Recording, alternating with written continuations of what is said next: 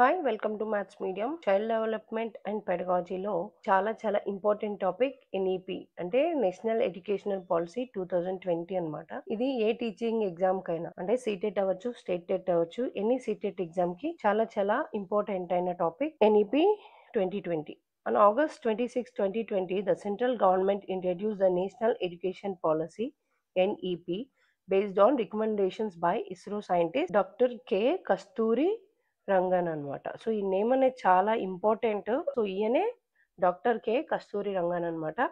So the government after rejecting the recommendations of TSR Subramanian committee's 2017 proposal, this was the third education policy. So అంటే మనకి education policy కోసం proposals వెళ్తాయి చాలా, ఇది better అని.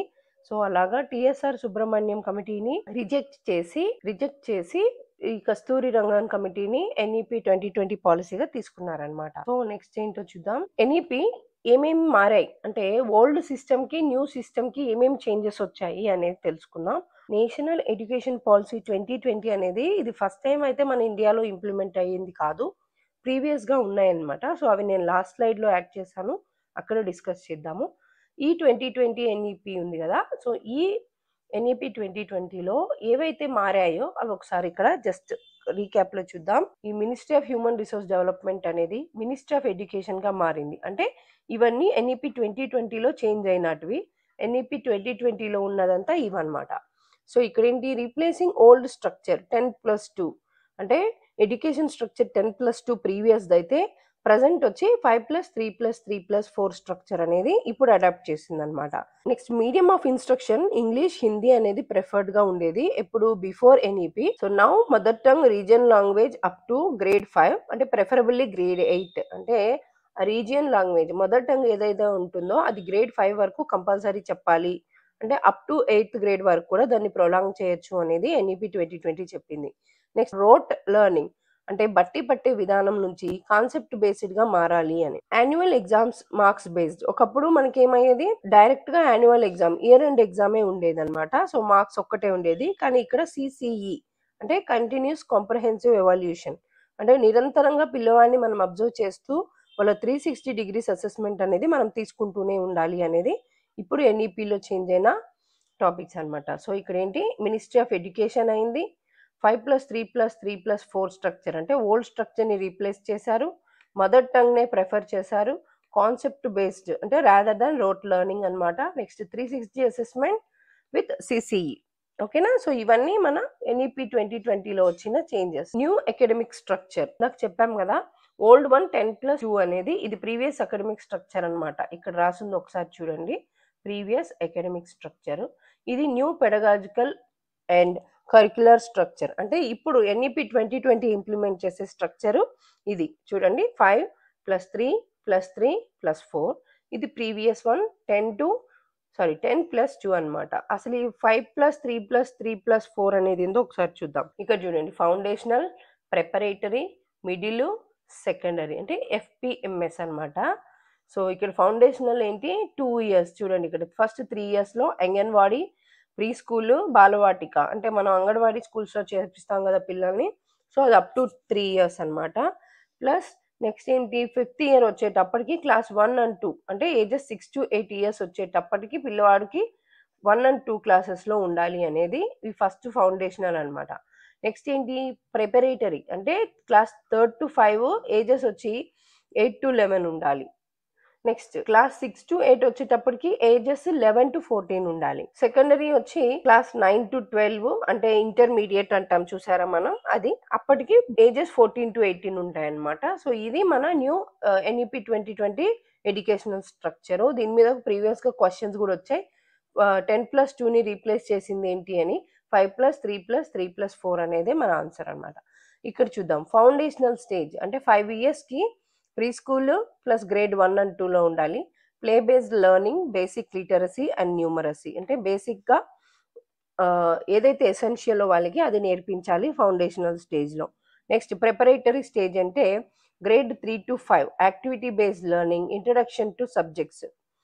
Next middle stage grade 6 to 8 అనమాట, critical thinking, vocational training and experiential learning అంటే activity based learning లాగానే వీళ్ళకి క్రిటికల్ థింకింగ్ అనేది ఎన్హాన్స్ చేయాలి through our education. Next secondary stage ఏంటి? Grade 9 to 12 flexible subject choices, multi disciplinary approach, board exams reforms. అంటే మనకి ఇప్పుడు 10th 11th 12th అనేది బోర్డ్ ఎగ్జామ్స్ కాబట్టి సో ఇవన్నీ సెకండరీ స్టేజ్ కిందకే వచ్చేస్తాయి అనమాట. సో ఇది new academic structure of NEP 2020.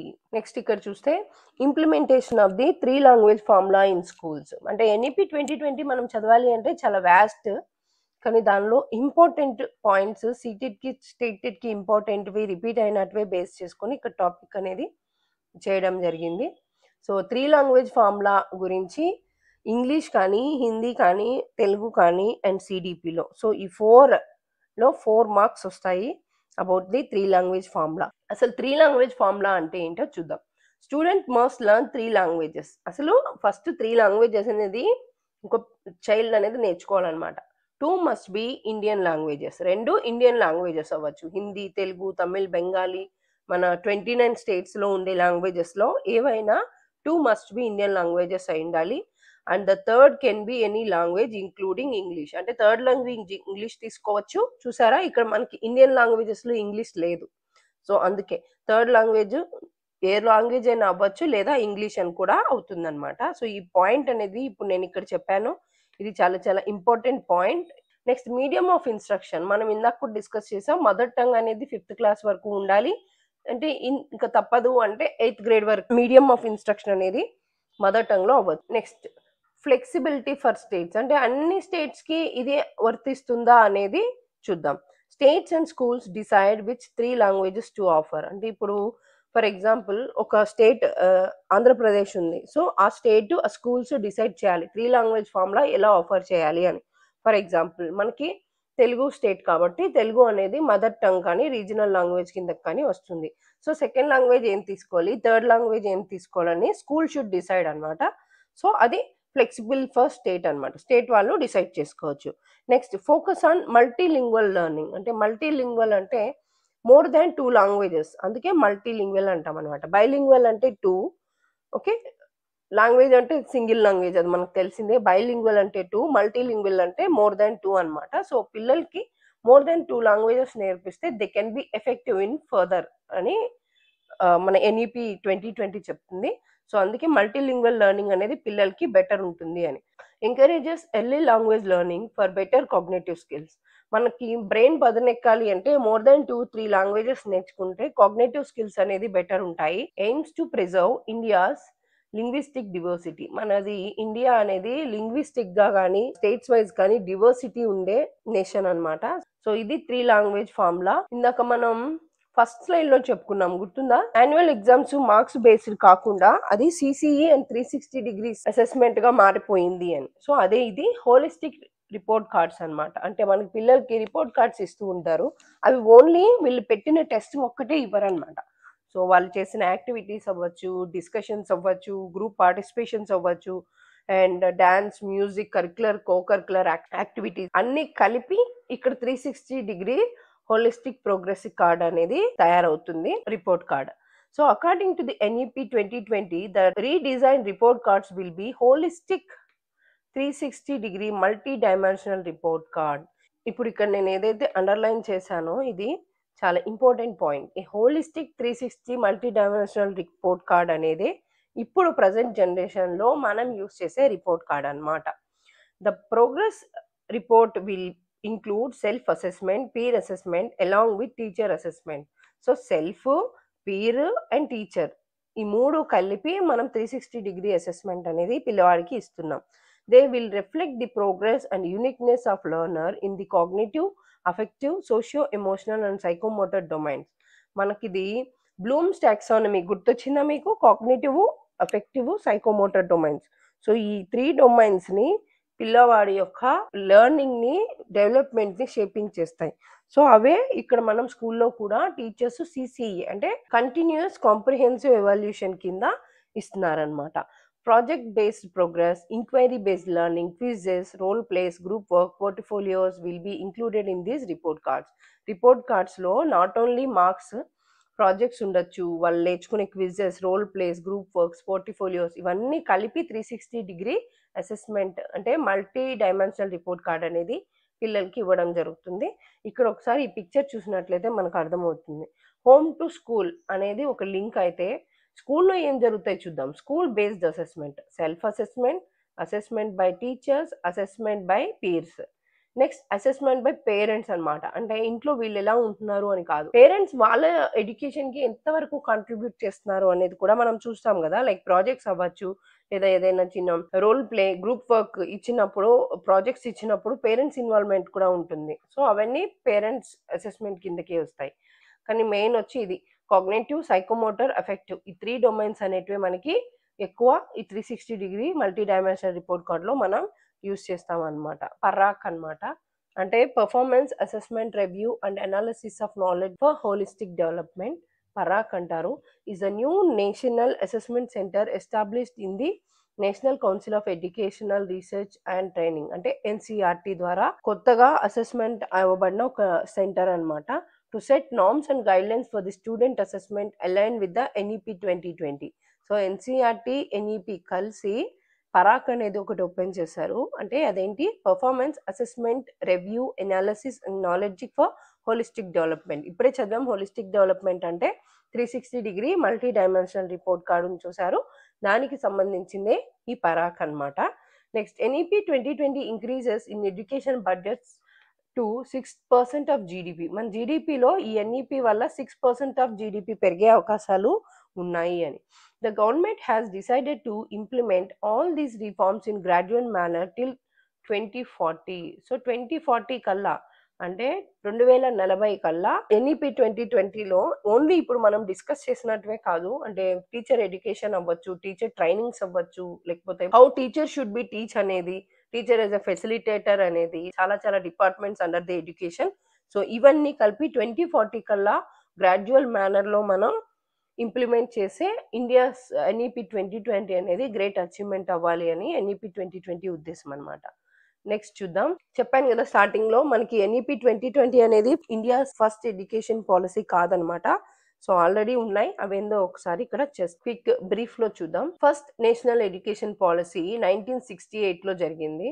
Second national education policy 1986 లో జరిగింది. కానీ థర్డ్ది జరిగింది, కానీ అది జస్ట్ రివైజ్ అయింది 1992లో అయింది. సెకండ్దే కాకపోతే జస్ట్ రివైజ్డ్ వర్షన్ అనమాట. First NEP 1968లోది. కొటారి కమిషన్, ఈ కమిటీ వాళ్ళు 1964 to 66. యాక్చువల్లీ త్రీలింగ్వెల్ ఫార్ములా అనేది ఎవరైతే ఎంఫసైజ్ చేశారో వాళ్ళే ఈ కొటారి కమిషన్ అనమాట. NEP 1968. యాక్చువల్లీ ఇది NEP అని లేదు అప్పట్లో, నేషనల్ పాలసీ ఆఫ్ ఎడ్యుకేషన్ అని ఉండేది, NPE అని ఉండేది. ఇప్పుడు NEP 2020గా మారినది. సో ఇక్కడ ప్రైమ్ మినిస్టర్ ఇందిరా గాంధీ, అక్కడ 1968 national policy of education important points మాత్రమే ఇక్కడ నేను సమ్అప్ చేశాను. ఒకసారి చూద్దాం. Introduce the 3 language formula. 3 language formula అప్పుడు ఇంట్రడ్యూస్ అయింది. Emphasised universal primary education. అప్పట్లో చదువు అనేది చాలా తక్కువ ఇంపార్టెన్స్ ఉండేది కాబట్టి ఫస్ట్ యూనివర్సల్ ప్రైమరీ ఎడ్యుకేషన్ దానికి ఇంపార్టెన్స్ ఇచ్చారు. Next focused on equal educational opportunities, అంటే బోత్ మేల్ అవ్వచ్చు, ఫీమేల్ అవ్వచ్చు, ఎడ్యుకేషనల్ ఆపర్చునిటీస్ అనేది ఈక్వల్గా ఉండాలి అనేది NPE 1968 పాలసీ చెప్తుంది. And recommended spending 6% of GDP on education. Next encouraged science and technology education. అంటే అప్పటి నుంచి సైన్స్ అండ్ టెక్నాలజీ అనేది మన ఎడ్యుకేషన్లో ఉండాలి అని కొటారి కమిషన్ ప్రపోజ్ చేసిందనమాట. Next national policy of education 1986 and revise 1992లో కామన్ పాయింట్స్ ఇవి. కమిటీ వచ్చి national policy and education review committee 1986. So 1986 జరిగినప్పుడు Rajiv Gandhi as a prime minister. Next revised version లో మన PV నరసింహారావు గారు ఉన్నారు 1992లో. సో ఇప్పుడు కీ పాయింట్స్ చూద్దాం. Focused on universalizing elementary education, అంటే ఫస్ట్ ప్రైమరీ ఎడ్యుకేషన్ ని యూనివర్సల్ చేశారు. నెక్స్ట్ ఎలిమెంటరీ ఎడ్యుకేషన్ అనమాట, అంటే స్టెప్ బై స్టెప్ చేసుకుంటూ వచ్చారు. Launched operation black board for better primary education infrastructure. Operation black board అనేది ఈ నేషనల్ పాలసీ ఆఫ్ ఎడ్యుకేషన్ 1986లోనే ఇంప్లిమెంట్ చేశారు. And emphasized education for women, SC, ST and minorities. అంటే అప్పట్లో ఫీమేల్ కి మేల్స్ కి ఎడ్యుకేషన్ అనేది బ్యారియర్స్ ఉండేటివి అనమాట. So men can be educate, women can't అని. సో SC, ST అంటే ఎవరైతే ఎకనామికల్లీ వీకర్ సెక్షన్స్ ఉన్నారో వాళ్ళకి కూడా ఎడ్యుకేషన్ అనేది అందుబాటులో ఉండేది కాదు. సో దానికోసమని నేషనల్ ఎడ్యుకేషన్ పాలసీ 1986 అనేది స్టార్ట్ అయింది. సో, దానిలో SC, ST and minorities, women categories అనేటివి కూడా యాడ్ చేశారు. Next strength and higher education and vocational training. అంటే హైయర్ ఎడ్యుకేషన్ కూడా ఇక్కడ నుంచి స్టార్ట్ అయిందనమాట. First primary, next elementary, next higher education కి ఒక్కొక్కటి స్టెప్ బై స్టెప్ చేసుకుంటూ ఎడ్యుకేషన్ సిస్టమ్ ని డెవలప్ చేశారనమాట. Next established diets, district institutions of education and trainings for teaching training. Teaching training కి కంపల్సరీ ఒక ఇన్స్టిట్యూషన్స్ ఉండాలి అని డైట్స్ అనే వాటిల్ని ఇంట్రడ్యూస్ చేశారు. అంటే better teachers will be train better no. So దానికోసమని district institutions of education training అనేది కూడా మన ఎన్ఈపి 1992 ఐ థింక్ సో దీన్ని ప్రపోజ్ చేశారు. సో ఇది మన NEP 2020 and previous education policies of India.